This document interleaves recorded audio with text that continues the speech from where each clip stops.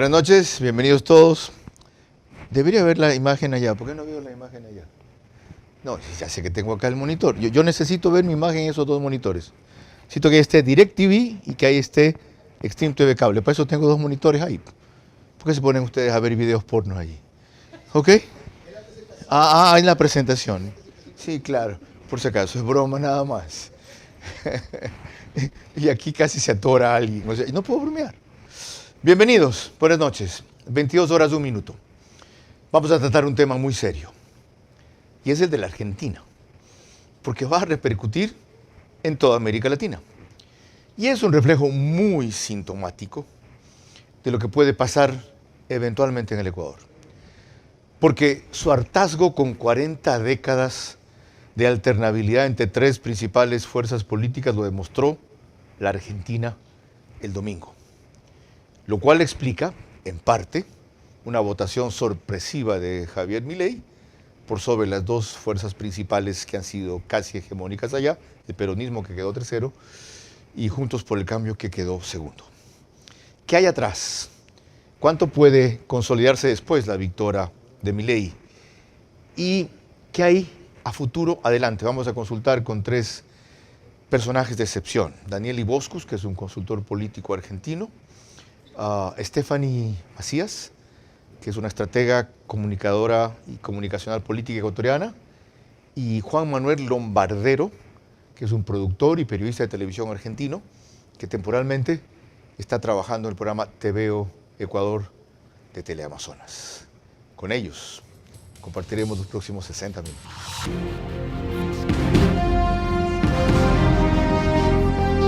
Este es Vera a su manera. Un comunicador que desde 1975 ha sacudido la televisión con formatos y estilos polémicos, sin ocultar sus simpatías ni jactarse de objetividad, pues el periodismo de opinión siempre asume una posición. Bienvenidos a coincidir o discrepar con Vera a su manera. Opinión con propósito. Democracia.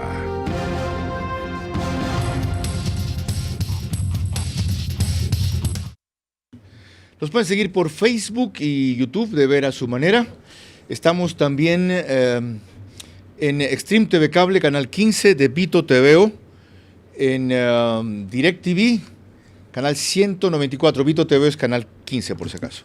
DirecTV es canal 194, que corresponde a Manavisión, canal 9, señal abierta en Manaví. Lo que pasa es que cada vez los medios que se incorporan son más numerosos, que tengo que tener aquí una hoja de ruta enorme.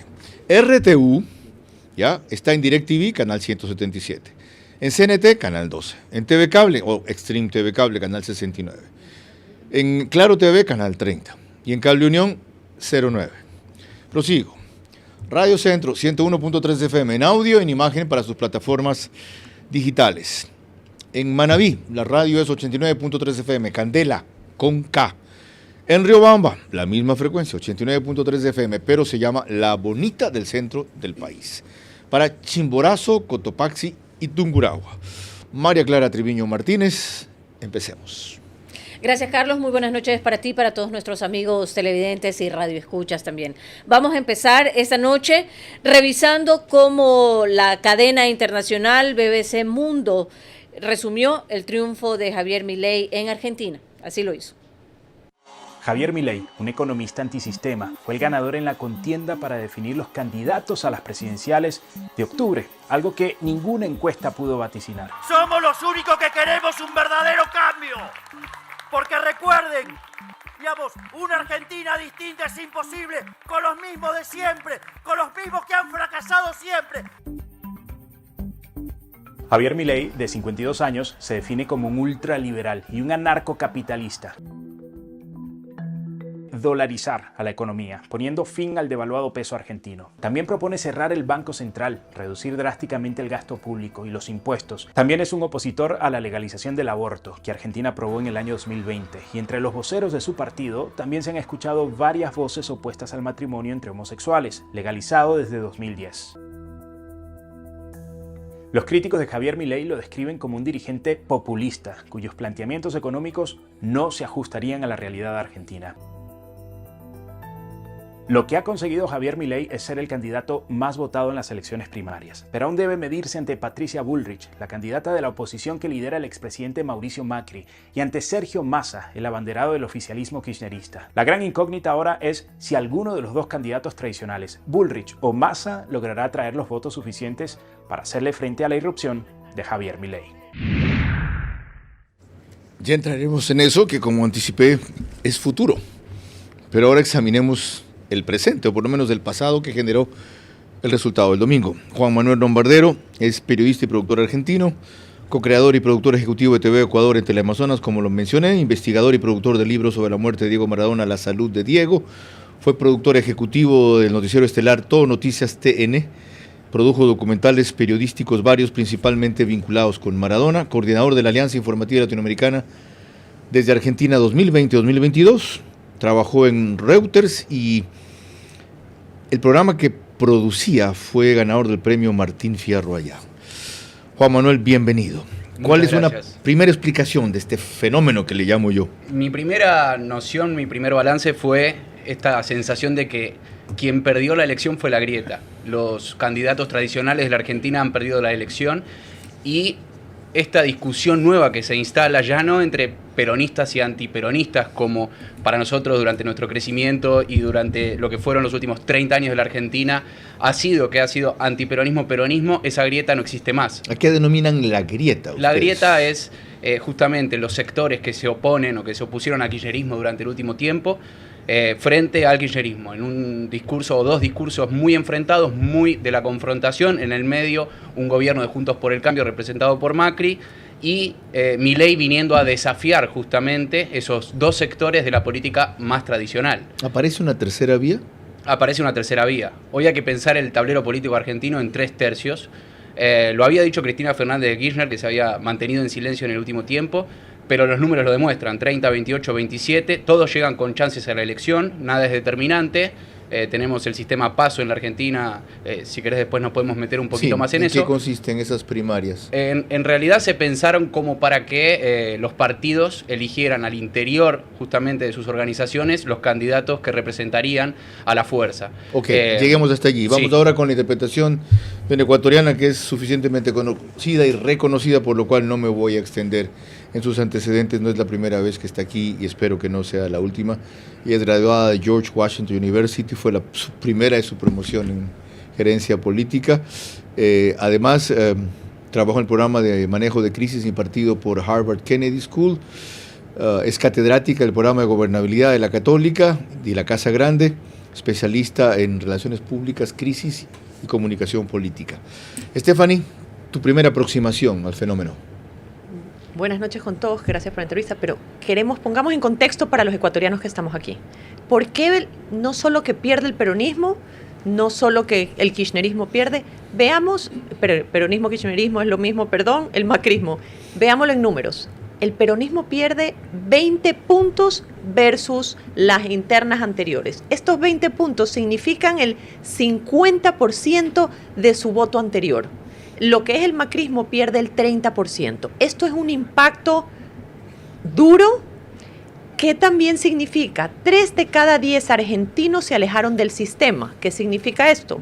No fueron a votar.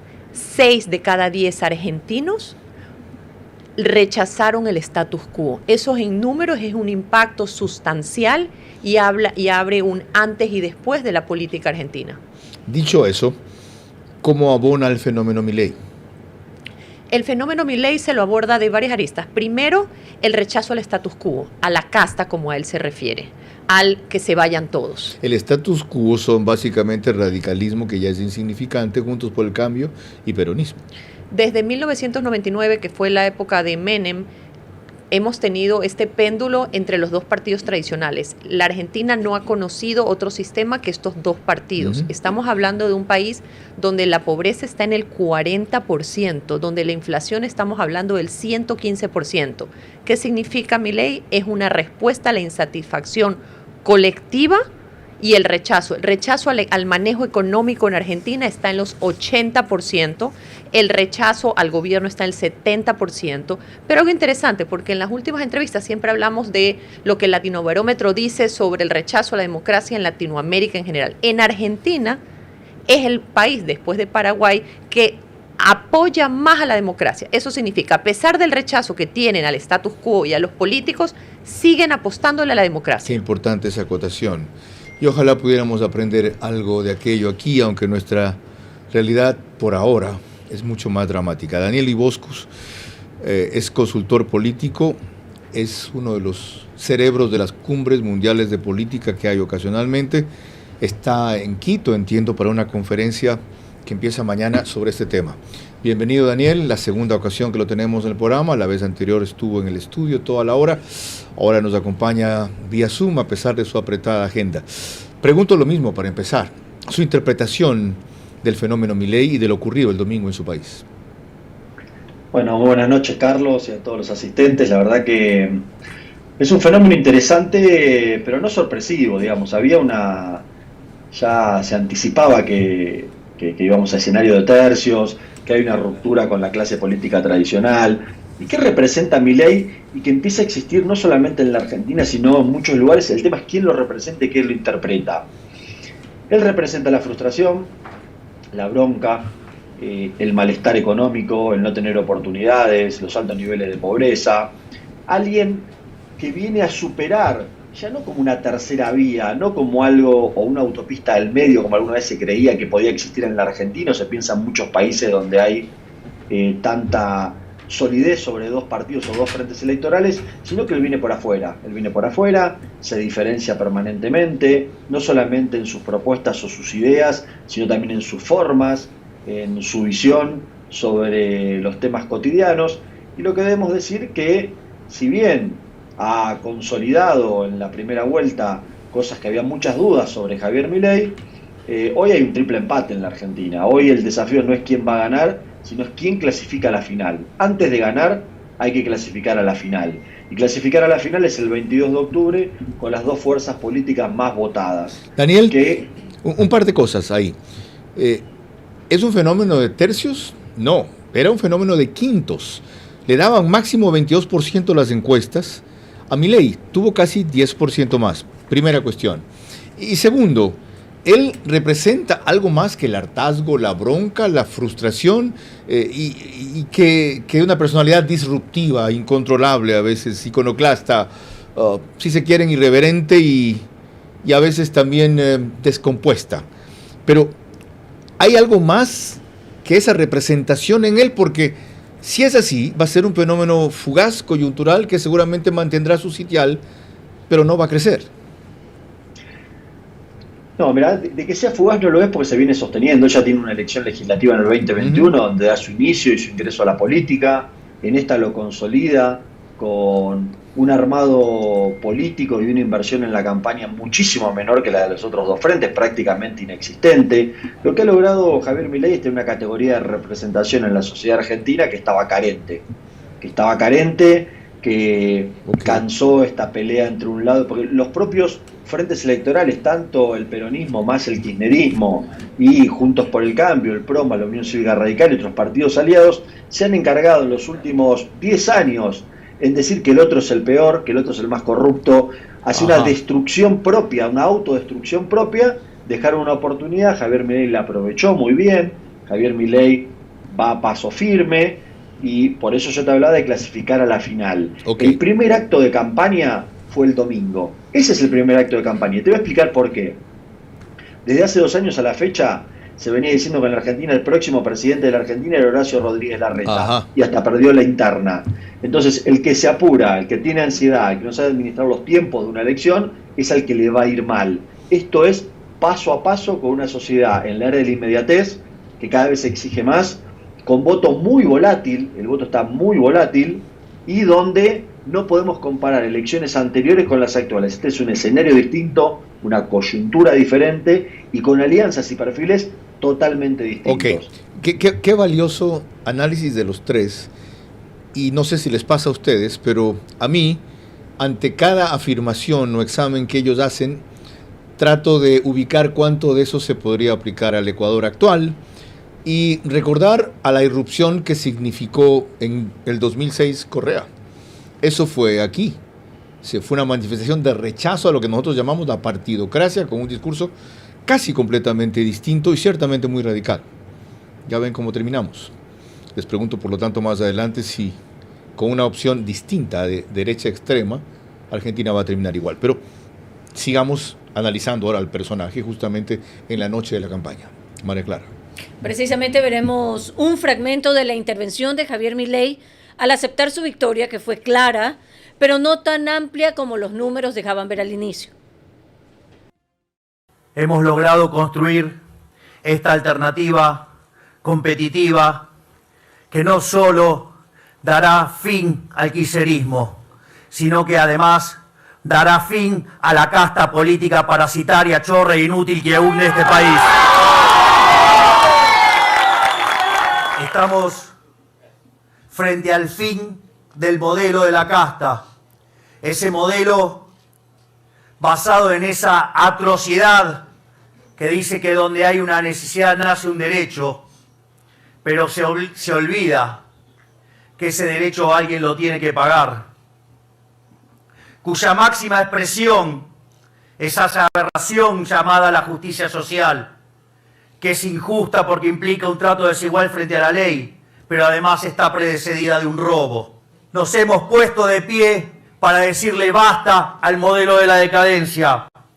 Hoy dimos el primer paso para la reconstrucción de la Argentina. Hoy somos la fuerza más votada, porque somos la verdadera oposición. Somos los únicos que queremos un verdadero cambio. Porque recuerden, digamos, una Argentina distinta es imposible con los mismos de siempre, con los mismos que han fracasado siempre, con los mismos que vienen fracasando hace 100 años en las ideas y hace 40 años que están todos en el Estado, los de buenos y los de malos modales. Qué discurso tan poderoso, ¿no? Y cuán buen compendio de sus principales ideas. Él va contra el modelo, no solo contra los partidos que mencionó. ¿Eso es revolucionario? Eso es revolucionario, eso es patear el tablero, pero aquí hay algo interesante. Habíamos hablado anteriormente que el Latinobarómetro decía que el 70% del argentino apoya la democracia. Recordemos la historia de Argentina y de sus dictaduras, 1976 a 1983, donde aproximadamente 30.000 personas desaparecieron. La candidata vicepresidente de Milei, Victoria Villarruel, formó un grupo que él defendía a los que estuvieron involucrados en las dictaduras. A ella se le reconoce y se le dice como una negacionista, porque ella genera dudas sobre los números, los desaparecidos. ¿Por qué pongo esto en contexto? Porque si bien para patear el tablero es interesante, para llegar a una primera vuelta va a necesitar algún tipo de alianza para poder ganar.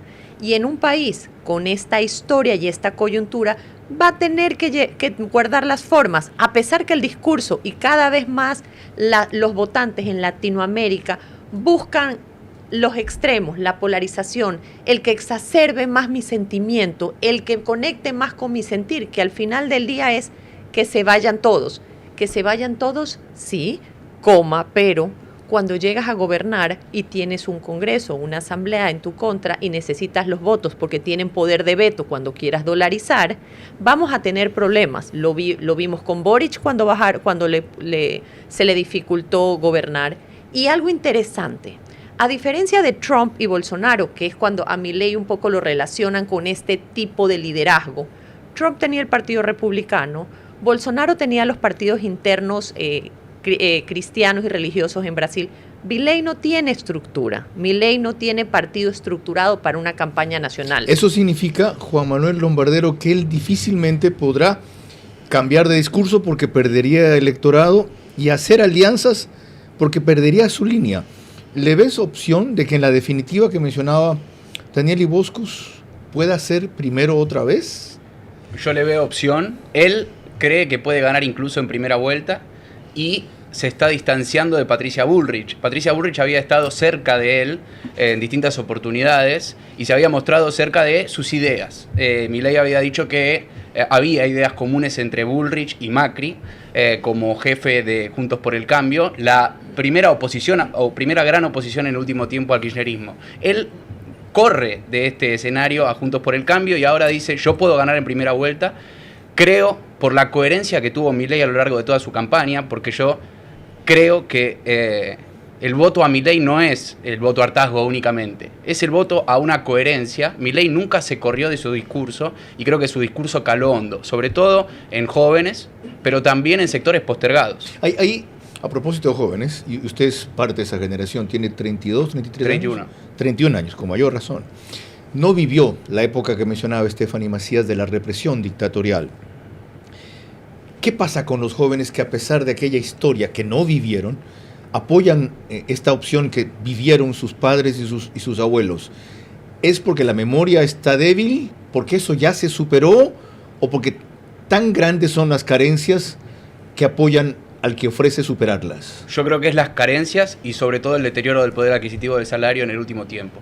Hoy el joven que trabaja, tiene un empleo formal en sector privado, sector público, informales, ha visto cómo se ha deteriorado su poder adquisitivo, cómo su moneda, con la moneda en la que gana, no vale nada, que día a día pierde valor. Y yo creo que Milei ha instalado un poco, sobre todo en las últimas semanas, su discurso en bajar la inflación a cero, de una inflación de 115% anual en el último año en la Argentina, y dolarizar, que creo que es lo más fuerte de su discurso. Entraremos de ese punto, porque aquí nos interesa mucho. Daniel, ¿cómo describir este sistema que resumió Milei en su intervención? O ideológicamente, ¿qué es? ¿Esto es populismo? ¿Esto es liberalismo? Como él le dice, ¿esto es ultraderecha? ¿Qué es? Lo más difícil es todos los que quieren buscar para poder definir a Milei. Eso es lo más difícil, ¿no? Él no tiene nada que ver. Él puede tomar algunas cosas de Bolsonaro, algunas cosas de Trump. Pero Milei es Milei, y lo que hace es tratar de ser auténtico, de representar a determinados sectores que él tiene empatiza muy bien con esos sectores. Por ejemplo, el de los jóvenes. Si la elección en la Argentina fuera solamente votar en los jóvenes entre 16 a 25 años, pues ya a los 16 se puede votar en la Argentina, Milei sería presidente con el 70% de los votos por ahí. Wow. Y voto joven y hombre, sobre todo, joven y hombre. Por eso van a ver ahora que va a empezar la moderación de Milei en términos de actitudinal, discursiva. Ya lo hizo durante el final de la campaña, porque necesita avanzar más del 30%. Necesita avanzar más del 30%. Así y ahora vamos a entrar en una sábana corta. Ok, así, él quiere apelar entonces a un grupo etario que va de 35 para arriba, que es mucho más maduro y necesita convencer de que no es un loco. No, Milei necesita, a ver, en primer lugar, y algo comentaban ahí en el panel, él no tiene estructura. Hoy mismo ha declarado, esto es reciente de hace unos minutos, que él perdió más de 5 puntos por no haber podido controlar y fiscalizar la elección. Milei no va a ganar en primera vuelta, él lo sabe muy bien. Lo que Milei necesita es 3 o 4 puntos más, que en esta sábana corta, porque la del medio, que es el oficialismo, no se va a mover, puede crecer algún punto, pero sí, lo que crezca Milei ahora va a entrar en tensión con Juntos por el Cambio, y lo que quiere es entrar al balotaje contra el oficialismo, ¿no? Creo que tanto la pelea de Milei como Juntos por el Cambio saben que es muy probable que uno de los dos se quede en el camino. Hablemos entonces... Perdón, concluye, Daniel. Y ese es el encuadre estratégico que está buscando Milei, ir a un balotaje contra Sergio Massa del oficialismo. Gracias. Hablemos de los dos protagonistas que derrotó Milei, a quienes se acaba de referir Daniel Iboscos. Y es precisamente quien quedó segunda, Patricia Bullrich, con 18% aproximadamente, sobre Horacio Rodríguez Larreta con el 10% más o menos. Explicó así por qué no ganaron, siendo la fuerza de Macri, Juntos por el Cambio, principal opositora del peronismo decadente del último tiempo con Fernández. ¿Por qué no nos eligieron? No salimos primeros. No salimos primeros porque nuestra interna, que parecía en muchos casos, fue descripta todo el tiempo como una interna de egos, no fue una interna de egos, fue una interna de Juntos por el Cambio, Cambiemos, para ir al nombre original, Cambiemos, ¿seguía siendo o representando el cambio? ¿O Cambiemos se había adaptado al sistema y era parte del sistema? Se hicieron casta, digamos, por Entonces, ese debate que se dio, que parecía un debate personal, nunca fue un debate personal, siempre fue un debate respecto a la nitidez del cambio que nosotros le ofrecemos a la sociedad. Por otro lado, Sergio Massa, ministro de Economía del actual gobierno, y Alfilde Fernández, un político camaleónico, ya que ha estado en todas las opciones que le han representado alguna posibilidad, tuvo esta evaluación de la derrota temporal. Pues en Argentina nunca se puede afirmar que es definitiva la del peronismo. Un nuevo escenario en la política argentina, no nuevo porque haya nacido una nueva fuerza que expresa con contundencia la oposición, sino sobre todas las cosas porque además ha dividido en términos de escenario electoral en tercios el escenario político argentino. Empieza a discutirse qué país vamos a construir los próximos años. Empieza a discutirse en la Argentina si vamos a un país con apertura indiscriminada de las importaciones o con defensa de la industria nacional. Nosotros vamos a seguir defendiendo nuestras pymes, la industria argentina, la soberanía energética y sobre todas las cosas nuestra capacidad de desarrollo. Bien, antes de concluir este primer bloque, a cada uno de mis tres invitados una breve opinión de la posición que tuvieron esa noche y de quién es el personaje para que lo entendamos mejor aquí y nos ubiquemos respecto a esos dos sobre la base de lo que acabamos de oír. Daniel. Bueno, a ver, Sergio Massa es una persona que es un hombre de Estado, es un hombre que ha recorrido las distintas esferas, ha pasado por distintos sectores políticos y eso se lo remarca, y lo decía recién la presentadora. Ajá. Patricia Bullrich ha estado en muchos más espacios políticos y desde la ultraizquierda, digamos, de la resistencia hasta la ultraderecha en la actualidad.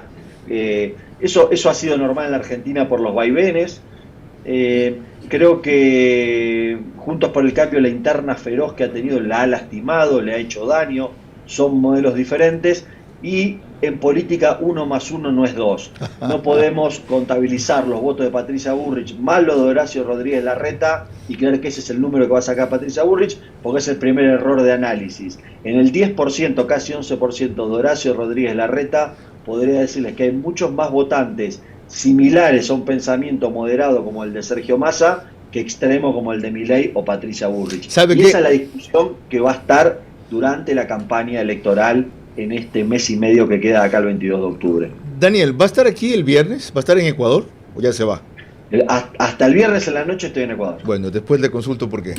Porque me encantaría tenerlos a los tres para analizar esto mismo, pero respecto al Ecuador. ¿A qué va a pasar con el voto? ¿A dónde se va? ¿O debe irse? Pero sigamos en la Argentina, aunque creo que esto será profundamente didáctico para ustedes. Lo mismo, una breve impresión de ambos, de los derrotados, o de la segunda y el tercero, y de qué son como líder, como perfil. A ver, yo creo que ambos están en una encrucijada. Si Bullrich quiere retener los votos de Larreta, puede girar cuidadosamente hacia el centro, puede perder sus votantes o los votantes que la llevaron a ganar por lo menos la interna. Creo que Larreta termina salvando a Bullrich de una lectura de mala elección, aunque Bullrich sabe que ellos estuvieron por debajo de las expectativas. De hecho, recién en la entrevista que escuchábamos, Bullrich decía, ¿por qué no nos eligieron? ¿Por qué no nos eligieron? Y Massa se encuentra en una encrucijada, creo, más grande todavía, porque Grabois, que era su rival en la interna y representa al kirchnerismo más duro, lo está corriendo por izquierda, si se quiere, entregándole un plan de gobierno en pleno discurso, nombrándolo una sola vez con nombre y apellido y dándoselo en mano. Y Massa además recibe presiones del Fondo Monetario Internacional y una economía que está devaluando la moneda permanentemente y con una inflación en altísimos niveles, una crisis económica sin precedentes. Stephanie, lo mismo, su impresión, de los dos líderes derrotados, o segundo y tercero, y de qué son como perfil cada uno. Pongamos en contexto, Juntos por el Cambio es el partido del macrismo. ¿Y por qué digo esto? Porque en las primarias, como se han referido, se estuvieron matando.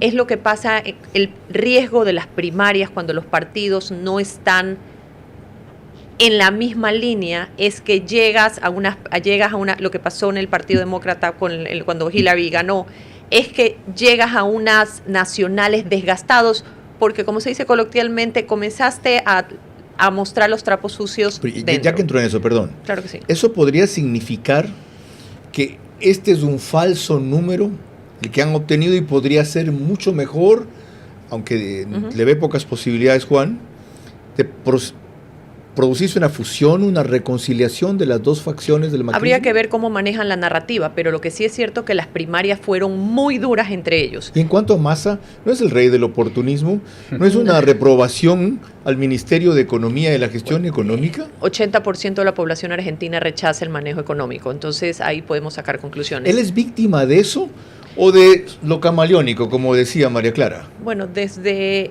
1999 el Perón, hay un chance que desde 1999 el peronismo siempre ha estado en el balotaje. Hay un pequeño margen representativo de que pudiese no estar. Imagínate el golpe. ¿Por primera vez? Desde 1999 hay chance que el peronismo no esté en el balotaje. Balotaje se le dice a la segunda vuelta. La segunda vuelta. Eso y más vamos a analizar más adelante. Disculpen que me haya extendido tanto. Pues estoy fascinado con mis invitados y espero que ustedes también estén entendiendo mejor un fenómeno que no es tan distante. Hace poco rompimos relaciones con Argentina, las hemos restablecido, ya saben la línea que tiene el kirchnerismo, con quién fue afín, lo que están empujando Fernández y Lula en América Latina, etcétera. Excepción de esa izquierda, Boric, que es motivo de otro análisis algún rato. María Clara. Al regresar continuaremos el análisis de este programa, Milei, voto rebelde en Argentina, y con nuestros invitados, nuestros panelistas centrales, Juan Manuel Lombardero, Stephanie Macías, y también con Daniel Iboscus. El fracaso de 40 años de 3 organizaciones políticas que se turnaron el acceso al poder ha inclinado al pueblo hacia un líder que puede llevar a un colapso mayor o una rápida recuperación. Eso pueden cambiar los derrotados si aprenden en 3 meses lo que no pudieron en 3 lustros. Vera a su manera, crítico e independiente. Claro que habrá segunda vuelta. Así quien presida el Ecuador tendrá suficiente legitimidad al ganar con más del 50% y no con más del 40%. Es un viejo. Estábamos hablando aquí de que alguien con 32 años puede ser un viejo en Argentina, era una broma para Juan Manuel Lombardero. Les recuerdo que el programa tiene reprise en OnePlus dentro de 48 horas. Canal 14 en las 3 cableras que lo reproducen.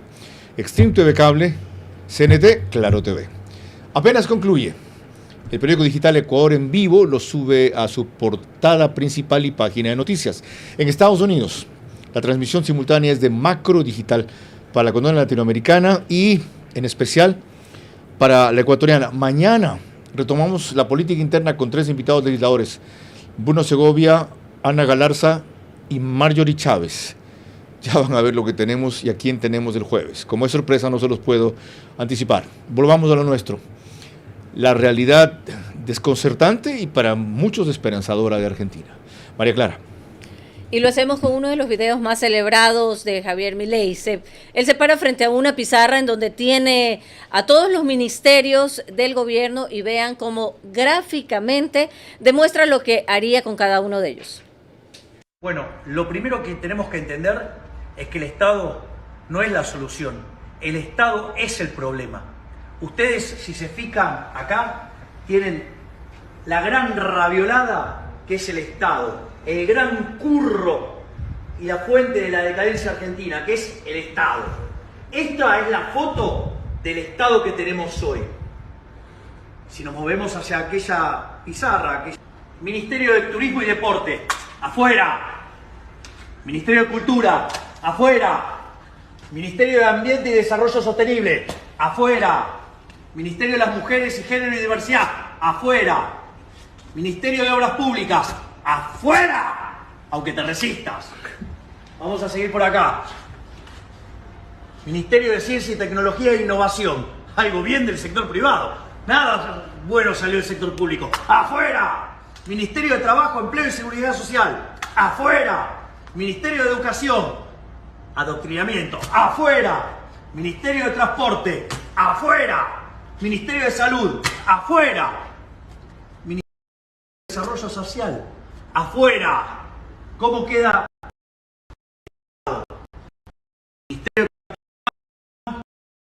Ministerio de Infraestructura, Ministerio de Economía, Ministerio de Justicia, Ministerio de Seguridad, Ministerio de Defensa, Ministerio de Relaciones Exteriores y Ministerio del Interior. Se acabó el curro de la política. Y tenemos algo más sobre Milei, y es la forma en que responde cómo enfrentaría un problema que es muy serio, mucho más acá que allá en Argentina. Veamos. ¿Las cárceles qué harías? Cárceles privadas. Entonces, digamos, los presos van a tener que autosustentarse, digamos, el daño que le causó a la sociedad. Cárceles privadas, Sí, empresas claro, privadas. obvio. Sí, claro, obvio. Pero que el preso, ¿cómo estaría dentro? ¿Tiene... Labura. Adentro de la cárcel labura para sostenerse y poder cumplir su pena. Bien, eso simplemente para que se formen una idea más completa de la personalidad de Milei y los conceptos de Milei. Pero quiero incidir en una cuestión que brevemente mencionó aquí Juan Manuel Lombardero. Su impulso a la dolarización. Él ha puesto como ejemplo la dolarización ecuatoriana al calificarla como exitosa y afirmando que los ecuatorianos están muchísimo mejor que los argentinos. ¿Es viable una cuestión así en un país tan nacionalista como el suyo, de repente tener la moneda del imperio? Hay analistas que dicen que no y que podría durar 3 meses si Milei toma como primera medida, como una de sus primeras medidas, la dolarización. Y hay algo que mencionaba Estefanía hace un rato, y es que el argentino es muy defensor de su democracia, de su soberanía y de sus valores nacionales. Entonces yo creo que acá entra o podría llegar a nacer un voto miedo, ¿no? Del 70% que no votó a Milei. ¿Pueden encontrar denominadores comunes? Es una gran pregunta que hoy se da en la Argentina. Ok, respóndala, Daniel, si es posible. En la misma línea, la dolarización puede ser algo que catapulte más la opción por Milei, o dado las consideraciones que aquí se acaban de hacer, no la va a ocultar, pero tampoco la va a privilegiar. Mira, en primer lugar hay que tener en cuenta que Milei ha necesitado y ha sido amigo del show para comunicar y lo ha hecho muy bien. También es cierto que nunca pensó que iba a gobernar la Argentina o que puede llegar a gobernar la Argentina. Por eso creo que comienza una etapa nueva a partir del día domingo en la Argentina. Gran parte de las definiciones, su show, los temas que introduce, con quienes ha decidido contrastar, son propios de una campaña de posicionamiento que lo ha hecho muy bien, con un objetivo cumplido el día domingo 13 de agosto en la Argentina. Ahora yo creo que empezará la moderación. Hay algo en la Argentina que se conoce muy bien, que es el teorema de Baglini, un dirigente radical, donde claramente expresaba que cuanto más lejos estás de poder ganar una elección o cuanto más lejos estás del poder, más fácil es decir cualquier barbaridad o algo incumplible de hacer, porque nunca lo vas a lograr. Y a medida que te vas acercando al poder, o a la posibilidad de acceder al poder, vas ajustando claramente tu discurso y tus propuestas. Y yo creo que Milei va a empezar con una moderación, no va a perder su estilo, no va a perder la columna vertebral, por lo menos al 22 de octubre, porque él necesita consolidar y ampliar un poquitito más ese 30%, con eso está en la segunda vuelta confirmado, y me parece que ahí empieza otra campaña. Lo que hay que entender en el sistema electoral argentino, que son 4 campañas totalmente distintas para alguien que quiera ser presidente. La primera, de posicionamiento hasta el día de cierre de listas, para que termine siendo candidato de una de esas listas. La segunda, las PASO, que es la que define la interna, donde vos le hablas al público hacia adentro, no te importa la gente, sino los votantes afines. La tercera es la elección general de octubre, donde el objetivo es clasificar a la gran final, si no lográs ganar en primera vuelta, que es una elección totalmente distinta, que es la que va a existir en el mes de noviembre. Entonces estamos ante 4 elecciones, con distintas estrategias, con distintos enfoques, con distintas propuestas y con distintos electores a enamorar y sumar a tu propuesta. Ya, aclarado eso, ¿la dolarización allá le puede dar más réditos o va a incluirla como una opción sin elevarla a lo máximo en el nivel de su discurso, recordando que aquí en el Ecuador, en el momento en que Luisa desdolariza, por lo que dice este genio que puso a la vicepresidencia que se llama Andrés Arauz, le ha hecho un daño enorme. Pongamos en contexto lo siguiente. En Argentina, en la época de Carlos Menem, regía la ley de convertibilidad, 1990. ¿Qué significaba esto? Que equiparaba un peso a un dólar. Entonces, en Argentina, en los 90s, los argentinos ya les era natural esta dolarización, entre comillas, sin llamarla dolarización. Ellos asocian y conectan esta ley de ley de convertibilidad, lo asocian con esta versión. Ellos ya lo tuvieron y lo asocian con estabilidad económica. Desde un punto de vista de contexto histórico, ahora pasamos a lo que el día de hoy. Este ofrecimiento de dolarización es un poco decir, llamemos a esa estabilidad, esa añoranza que ellos ven hacia atrás. Es decir, ¿podrían no quitarle votos? No, porque de alguna manera es lo que están buscando. Están buscando que la inflación se maneje. Son 115% de inflación. Están queriendo que la economía mejore. Su principal, hoy según las encuestas, principal preocupación de los argentinos, la número 1 es la inflación.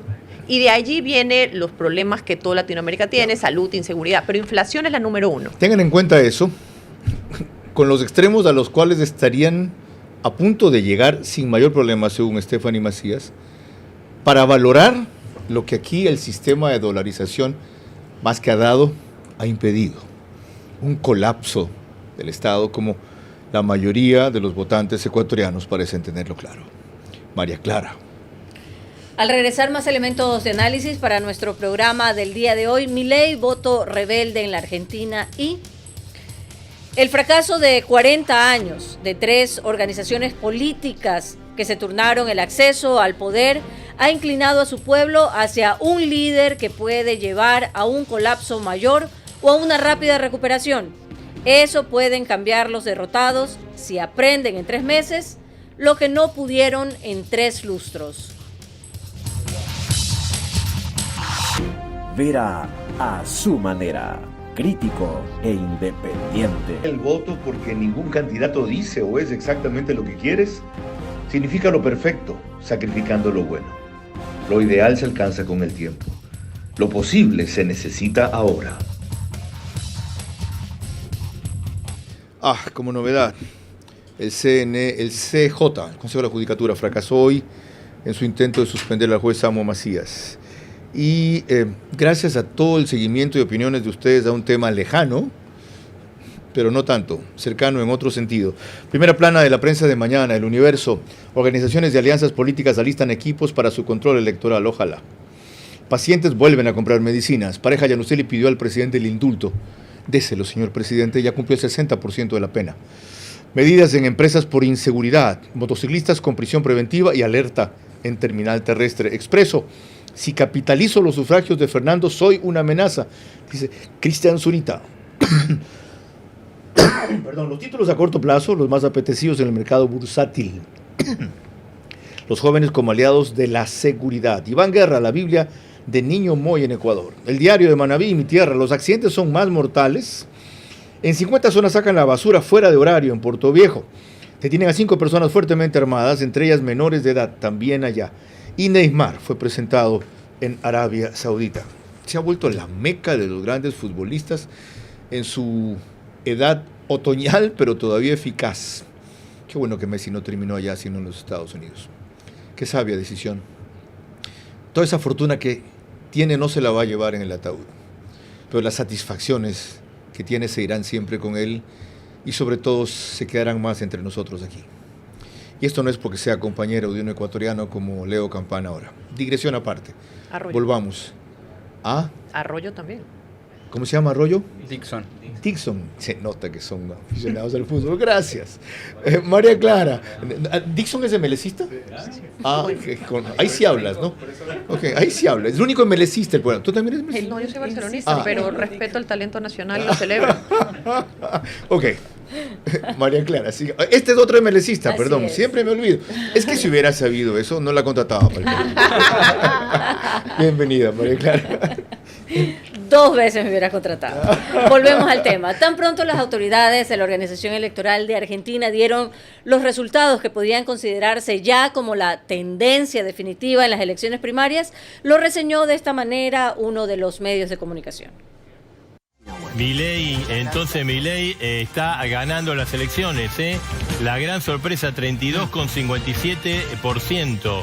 Milei está ganando batacazo, confirmándose lo que nosotros veníamos diciendo de temprano. Correcto, ¿eh? Luego está Juntos por el Cambio, Patricia Bullrich, candidata a presidenta 27,57, y está ahí, Dominique, la fórmula de Sergio Massa, ¿no? Sí, con 25,48, Massa se impone sobre Grabois con 20%. Ahora, la diferencia entre Bullrich y Larreta, por esto que está escrutado hasta ahora, no es tan cabeza a cabeza. No, de 7 puntos, ¿no? Una diferencia bastante importante. Y bueno, nos vamos a lo de Milei. Correcto, exactamente, 61,21% de los votos escrutados. Bueno, ese fue el orden, aunque no exactamente los márgenes. Y la imagen que vieron es de TN, el canal en que trabajó nuestros invitados. Aquí una reflexión final en cualquier sentido de ustedes, para luego pasar al bloque último en que María Clara los bombardea con una pregunta de sí o no. Stephanie. Milei rompe el mito de que los rebeldes y revolucionarios son de izquierda. Hoy el rebelde es de derecha. Se pensaba que la fortaleza de Milei estaba solo en Buenos Aires. Ganó 16 de los 24 distritos electorales. Recordemos que Argentina 40% es pobreza, y de estos números él ganó el 49% de los votos. ¿Qué significa esto? Que el elector está buscando quién le resuelva sus problemas, y el mito de que solo los pobres votan por la izquierda pensando que va a solucionar sus problemas, hoy se acabó. Daniel Iboscos, igual, última reflexión, porque en la parte realmente final son preguntas cerradas para sí o no de María Clara. Daniel. Bueno, en primer lugar, que es un fenómeno electoral Milei que seguramente va a tener réplicas en distintos lugares, que ha sabido administrar ese capital político y consolidarlo en esta elección. Y creo que como reflexión final es que la elección en Argentina está abierta. Hay un triple empate. Acá no ganó nadie. Acá ganó Milei, no tuvo competencia interna, ganó Massa su competencia interna, ganó Bullrich en lo que era una de las principales atracciones de la elección. Y en este triple empate empieza una nueva campaña con un escenario abierto. Fue una segunda vuelta, les diría que casi asegurada. No hay manera de que no vayamos, salvo que se desplome alguno de los tres por algún motivo que hoy no está en la escena. Pero escenario abierto y escenario de segunda vuelta en la Argentina. Mil gracias, Daniel. Juan Manuel Lombardero, igual, última reflexión. 2 cuestiones. La primera, la dolarización de hecho que en algunos casos se está viendo en la Argentina y que se está viendo reflejada en alquileres, en propiedades, en vehículos, lo que hace pensar que no sería tan raro que este discurso de la dolarización que conlleva la política de Milei pueda tener mayor pregnancia en los meses que viene con una moneda tan devaluada. Y en segundo lugar, ¿qué pasa con los 11 millones de argentinos que no fueron a votar el domingo?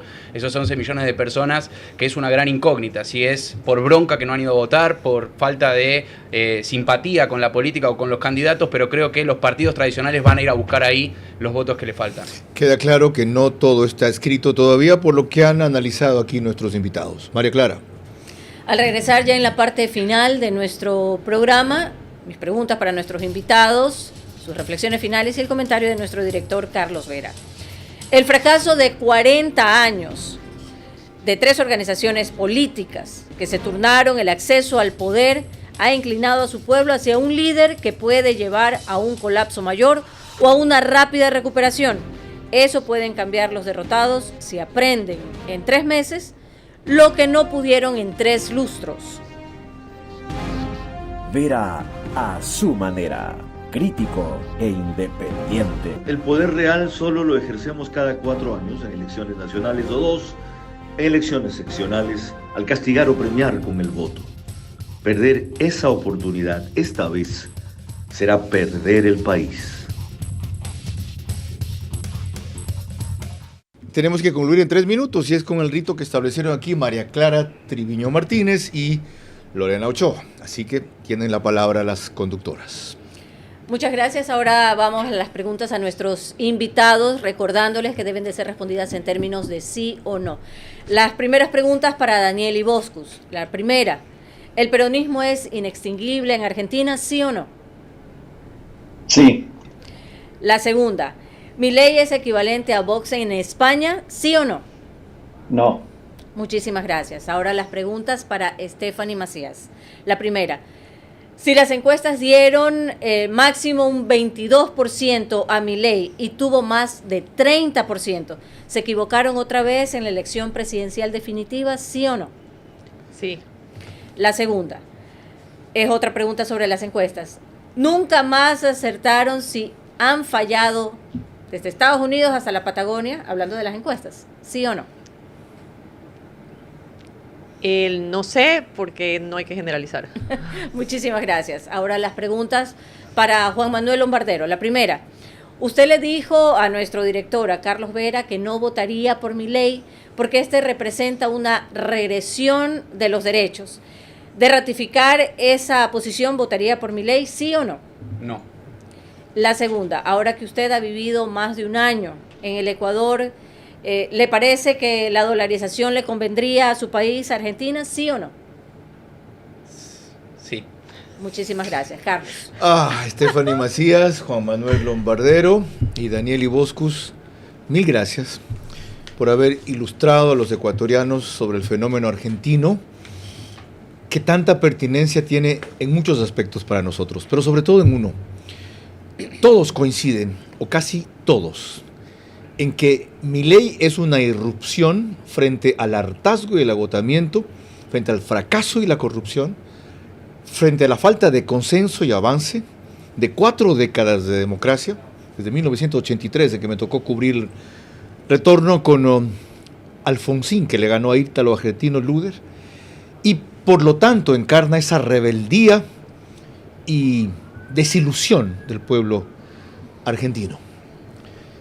Aquello puede devenir en un populismo exacerbado con planteamientos inviables que están bien para llegar hasta donde ahora se lo ha llevado al país, pero no para concretar un cambio radical que no tiene que ser caótico para ser positivo. Esto, como mencionaba María Clara Triviño a lo largo del programa, las fuerzas tradicionales, que eran antes 2 y ahora son 3, solo lo pueden revertir si aprenden la lección, por fin. Y no solo cambian su discurso, sino su actitud. Hacen un mea culpa, le piden perdón al pueblo argentino y demuestran convincentemente estar dispuestas a hacer ellas el cambio primero para hacer el cambio después. ¿Será posible? No lo podría asegurar. Pero si no es posible, eso sí puede asegurar la victoria de Milei. María Clara. El día de mañana a las 22 horas en vivo tendremos como invitados a 3 candidatos a la Asamblea Nacional que consideramos muy importantes. Ana Galarza, de Construye, lista 25, Marjorie Chávez, del Partido Social Cristiano, lista 6, y Bruno Segovia, de la Alianza Claro que se puede, de la 21720. Por ahora, gracias por su gentil compañía, que pasen buenas noches.